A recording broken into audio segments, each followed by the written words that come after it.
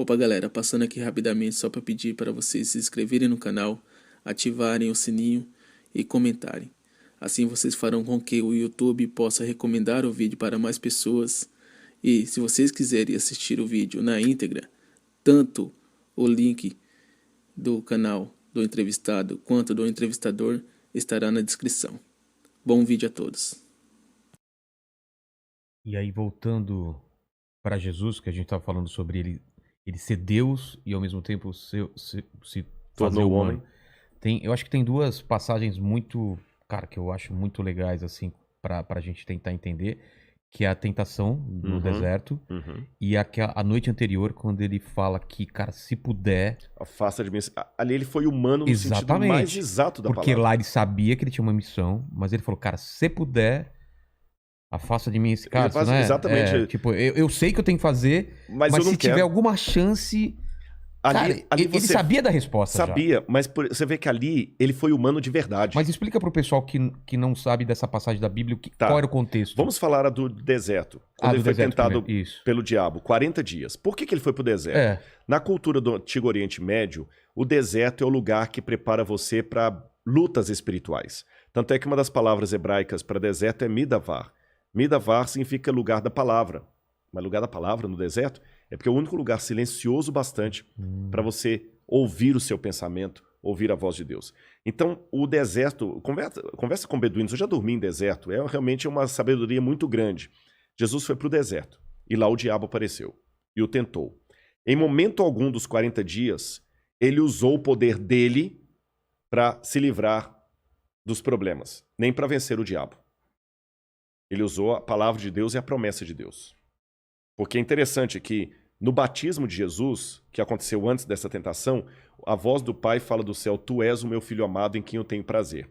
Quando o diabo aparece para ele no deserto, como é que você acha que Jesus estava no deserto? Eu já fiquei no deserto.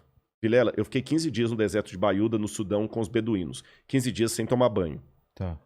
Quando eu voltei para Khartoum, a capital, e fui tomar banho, cara...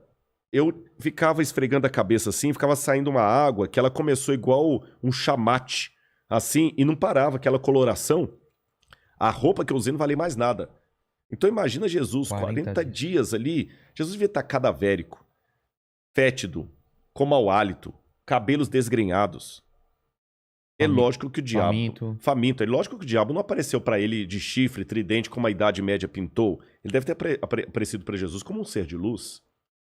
E ele falou assim, se você é mesmo filho de Deus, faz essas pedras virarem pães. Ele quis colocar em Jesus dúvidas sobre quem ele era. Pera aí, eu vou te provar que eu sou. Porque, na verdade, todo ser humano é assim, né? A gente não quer aceitar humilhação. Pô, é aquele negócio, eu peço a Deus que me dê paciência, que se ele der uma arma eu vou virar assassino. Então, quer dizer, a gente não quer levar o desaforo para casa. Jesus não venceu o diabo com o poder divino que ele tinha.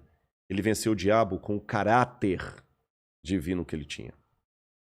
Quando ele estava lá no jardim do Getsêmani, como ser humano, o pai falou, você vai assumir a função de filho, você vai machucar, você vai ser traído, vai sentir tudo que todo mundo sente.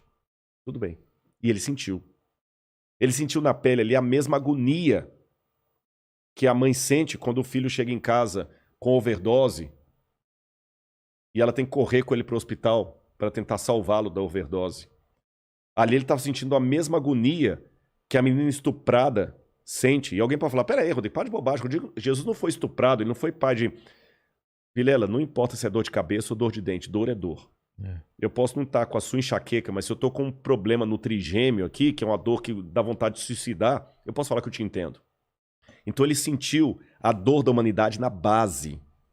Naquele momento, como ser humano, que ele encarnou mesmo, ele não fingiu ser humano, no exemplo que eu dei aqui com a mandíbula, ele estava andando a pé mesmo com a gente. Ele falou, pai, eu não vou aguentar. Pai, se possível, afasta de mim esse cálice, eu não vou dar conta. Você acha que ele teve dúvidas? Naquele momento, como ser humano teve. Por quê? Porque uma das coisas que ele teve que deixar na garagem foi justamente a onisciência dele. Tanto é que quando perguntaram quando é que o senhor vai voltar, ele falou, esse dia ninguém sabe. Nem os anjos, nem o filho, somente o pai. E o filho não pode saber nada dele mesmo se o pai não revelar. Então ele deixou Onisciência. Ele deixou onisciência, onipresença, onipotência, tudo na garagem. Os milagres que Jesus operou são milagres que outros homens de Deus também operaram. Ele ressuscitou Lázaro. Tá, mas o profeta Elias também ressuscitou o filho da viúva de Sarepta e multiplicou o pão lá para a viúva de Sarepta. Eliseu ressuscitou o filho do casal lá. Jesus andou sobre as águas. Moisés abriu o mar vermelho. Então o que Jesus fez foi como um homem pela fé em Deus Pai. É lógico que houve momentos em que a divindade brilhou pela humanidade, como, por exemplo, quando ele transfigurou no monte, que a tradição, a Bíblia não diz isso, a tradição chama de Monte Tabor. Mas no dia a dia, Jesus tinha que suar para ter o pão dele. E naquele momento ali do Getsêmani... O que ele fala mesmo? Ele fala, Pai, se possível, afasta de mim esse cálice. Contudo, não seja feita a minha vontade, mas a tua vontade. E ele estava se sentindo tão sozinho que ele pediu até 3 discípulos para orarem com ele. E é interessante que a palavra gat, em hebraico, significa prensa. Gat, prensa em hebraico. Shemanim significa azeite. Então, gat shemanim é a prensa do azeite. Jesus estava num lugar onde várias azeitonas eram imprensadas para sair o azeite puro. Azeite. Ele também estava sentindo a alma dele prensar. A gente chama de Getsemane, né? Gat shemanim em hebraico. Ele estava sentindo a alma dele prensada. Mas aí por que ele podia ter desistido? Não, você quer acabar, já acaba agora. Mas o que não fez Jesus desistir? Aí, Vilela, é aquilo que eu não tenho como provar. Até aqui eu estava falando como acadêmico, provas arqueológicas, históricas, alucumbrações filosóficas, mas essa é a parte que eu não posso provar. É a parte que eu posso testemunhar. E testemunho não se prova. Tá bom? O pessoal que está assistindo a gente em casa, se você falasse comigo assim, Rodrigo, essa água que eu estou colocando aqui no copo é uma água do derretimento da neve do Himalaia. É a água mais pura do mundo. Tem uma água dessa, né? Parece que uma garrafa dessa água custa $5.000. É mais caro do que um vinho importado. Se você falasse assim, tem gosto de água, mas se você falasse assim, Rodrigo, ela tem um gosto diferente. Vamos supor, só para ilustrar. Eu ia falar assim, Vilela, tem mesmo. Pessoal, essa água é diferente. Não adianta do outro lado da tela, lá com o smartphone, no tablet, onde quer que cada um esteja assistindo, falar assim, mas me prova o gosto dessa água. Não tem como provar, não tem. É uma experiência. Me dá uma equação, não tem como. A única coisa que eu posso falar para você que está em casa é o seguinte, é deliciosa. Experimente você também. Com Jesus é a mesma coisa. O que eu vou falar até aqui, eu estou dando o testemunho. Testemunho não se explica, se testemunha. E convida o outro a participar da experiência. Ele nos amou. E sentir-se amado de Deus é a melhor de todas as terapias. Eu estou falando por experiência própria. Porque eu tive depressão profunda. Eu li muita coisa de psicanálise, de psicologia, Freud e tudo. Foi a partir da própria busca de resolver meus problemas. Então ele transformou a minha vida. Ele não me tornou apenas um melhor cidadão. Ele me mudou. Ele pensou em mim. Aí nessa hora, por uma revelação do pai, porque ele colocou a onisciência na garagem, é como se o pai falasse assim, filho, continua, confia em mim. Você, enquanto ser humano, esqueceu até de algumas coisas, porque isso acontece. Isso acontece. Tem muita coisa que você sabe e mesmo assim você fica assustado. Quer um exemplo? Quando você vai para esses brinquedos da Disney, que você coloca aquele óculos 3D. Simulação. Eu já passei simulação.